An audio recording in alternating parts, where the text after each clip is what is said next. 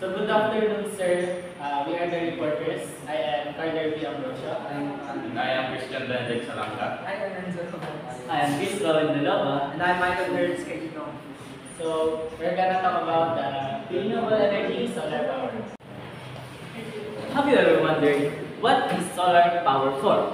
Or kung anong naitutulong ito sa atin, sa mga gamit natin? Siyempre, sa bahay, di ba? So you're in luck today. Dahil yan ay i-discuss namin. First of all, what is solar power nga ba? Solar power is electricity na napoproduce galing sa ating sun or light. So, yes, ito ang aming diagram. And ang napili namin type ng solar power is photovoltaic, which means sa sunlight nagagaling ang aming energy. And para naman sa mga kagamitan na gagamitin sa diagram na to, papasok si Renzo Rogales. We have here the solar module or the solar panels. Sila yung nag-receive ng energy from the sun, turning it into DC or direct current through photovoltaic cells.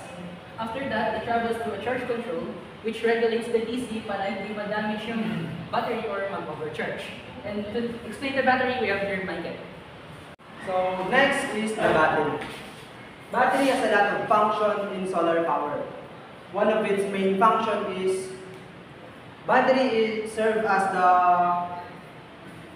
the energy storage. Battery stores energy from the solar panels during the day and it's used during nighttime or power outages or periods of low solar irradiance. And next is the inverter.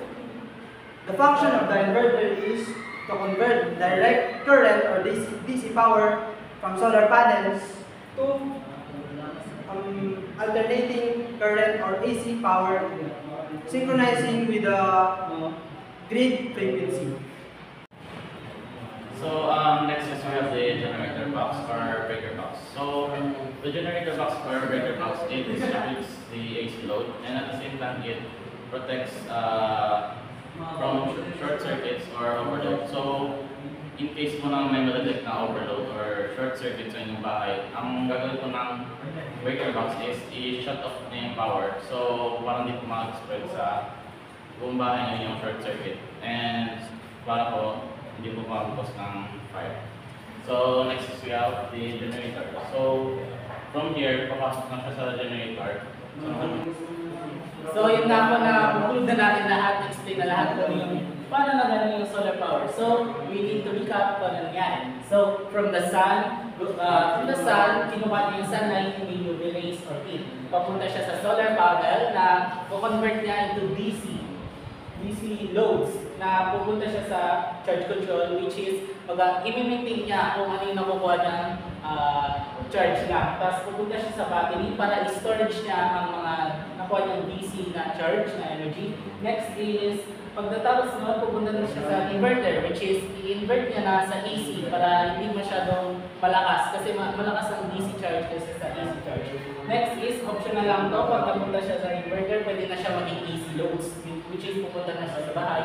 Or pwede siyang pumunta muna siya sa generator box, which is yun yung much safer way para pag in case of short circuit na pwede siyang ma-stop. Next is pupunta siya sa generator, which is mapapunta niya siya sa bahay, which is meron na tayong energy sa ating bahay gamit ang solar power, which is renewable energy.